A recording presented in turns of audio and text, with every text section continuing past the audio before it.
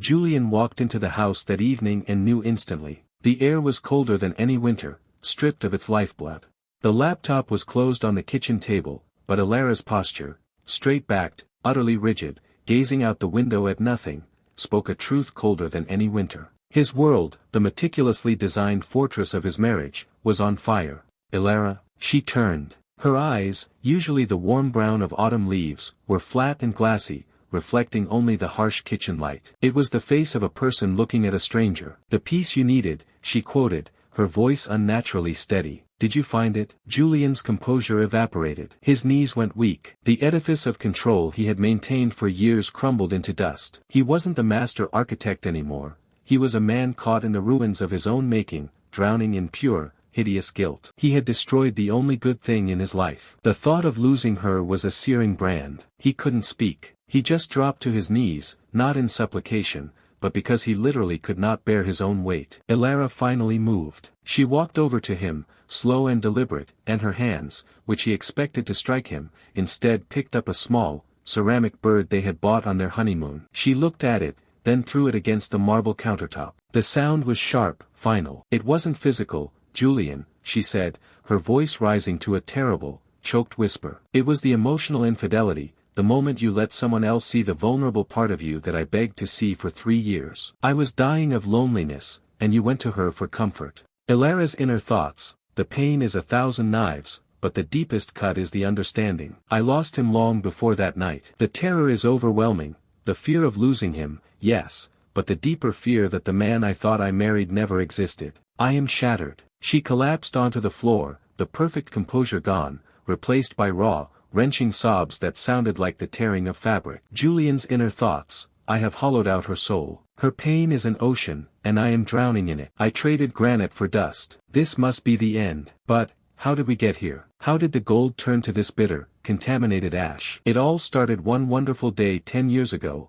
when Julian and Alara saw each other in a cafe. Julian and Alara had built their life on a foundation of granite and gold. The granite was their unwavering commitment. The gold was the dazzling, effervescent joy that had defined their early years. That first day, he had been sketching in the corner booth, she had been reading a thick volume on Renaissance sculpture. Their eyes met over the steam of his coffee, and the world seemed to hold its breath. A simple conversation about light and form quickly became the cornerstone of their future. Julian, a brilliant architect, saw the world in clean lines and purposeful symmetry. Alara, a museum curator, felt it in texture and history. They fit perfectly, two halves of a compass. Their wedding day, 10 years prior, was a sacred oath taken under a sky that seemed impossibly vast and blue. "We will never let the walls grow cold," Alara had vowed. "Never. We're building a fortress against the ordinary, my love," Julian had replied, truly believing it. But life, relentless and subtle, is an expert in erosion. The erosion began not with a fight, but with a silence. Julian's career skyrocketed,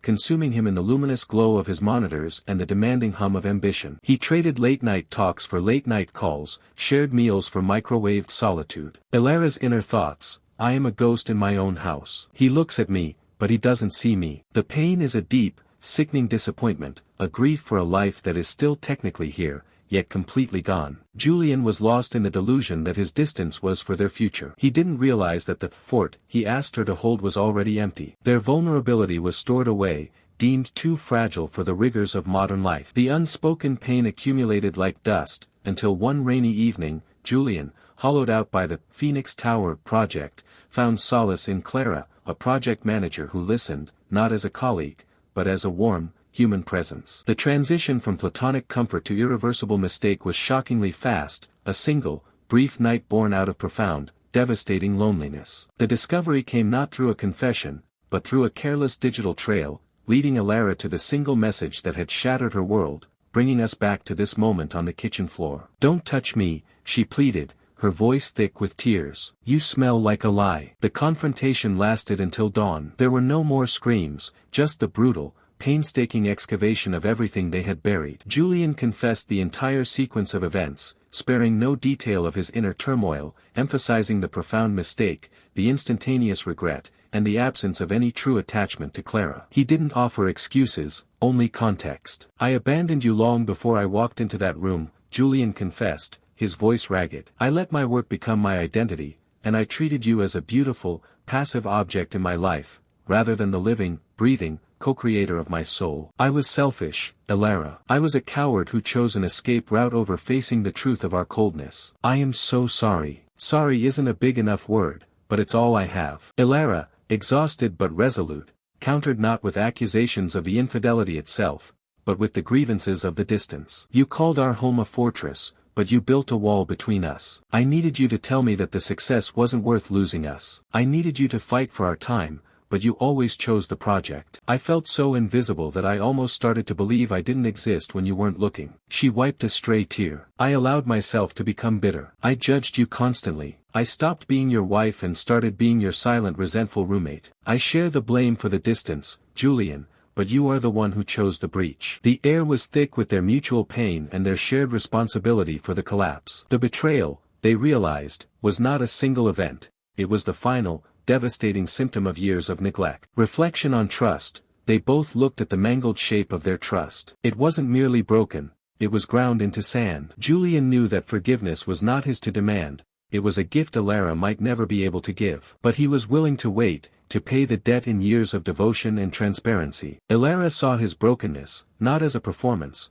but as a genuine, terrifying glimpse of the man she knew, stripped of his pride and ambition. The depth of his regret was palpable, a bitter, searing honesty that she couldn't ignore. The turning point was quiet, profound, and utterly unexpected. Julian stood up, walked to the broken ceramic bird on the counter, and carefully picked up the largest pieces. I won't fix this with words, he said softly, looking at the fragments in his palm. I can't glue this back the way it was. The crack will always be there, but I can learn to be here. I can learn to build again, but this time, I'll follow your blueprints, not mine. I want to build a better love, one that doesn't just survive success, but one that is built from shared vulnerability. If you let me, I will spend the rest of my life proving that this moment of catastrophic failure was the worst mistake of my life, but also the crucible that refined us. He looked at her, and she saw the fear, the raw, animal fear of abandonment, in his eyes. She saw the man she loved, drowning. And in that moment, the immense, debilitating wave of pure hate receded,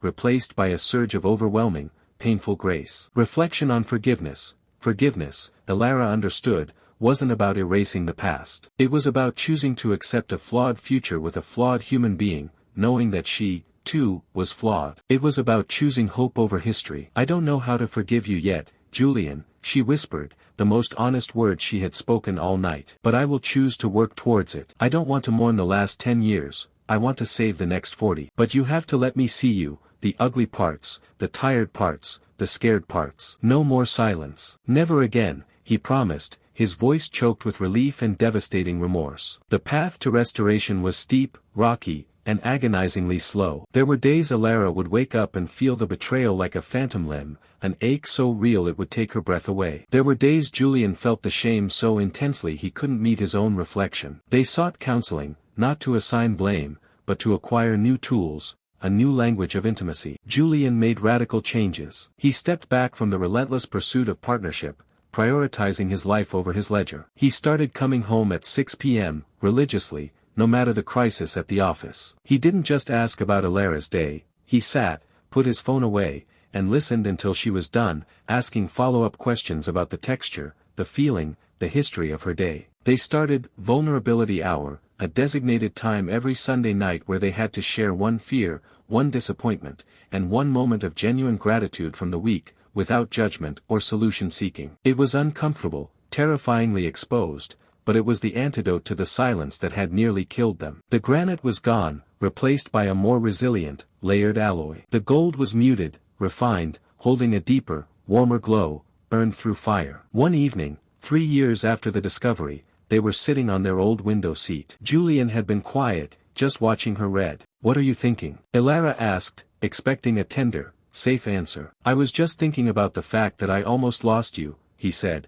his voice raw with the residual fear. "The thought still terrifies me. I look at you now, and I see not just my wife, but my survivor. I am indebted to your grace." Elara reached out, her fingers tracing the worry lines etched around his eyes that weren't there before the crisis. "I look at you and I see the man who finally learned to stop building walls and start living within the foundation. You came back, Julian. You walked through the fire with me. That's a love I trust more than the easy, golden kind we had before. The healing wasn't about forgetting the scar, it was about honoring the wound as a place where life had once been threatened, but where a deeper commitment had subsequently taken root. Their love had been tested to destruction, yet it had been rebuilt, brick by agonizing brick, into something far more honest and durable. The true restoration of Julian and Alara's marriage was the realization that love, in its highest form, is not merely a feeling of affection, it is an act of grace. Their story became a quiet testament to the possibility of renewal, a proof that profound betrayal, when met with sincere repentance and radical forgiveness, can paradoxically strengthen a bond. They had learned that the human heart is fragile,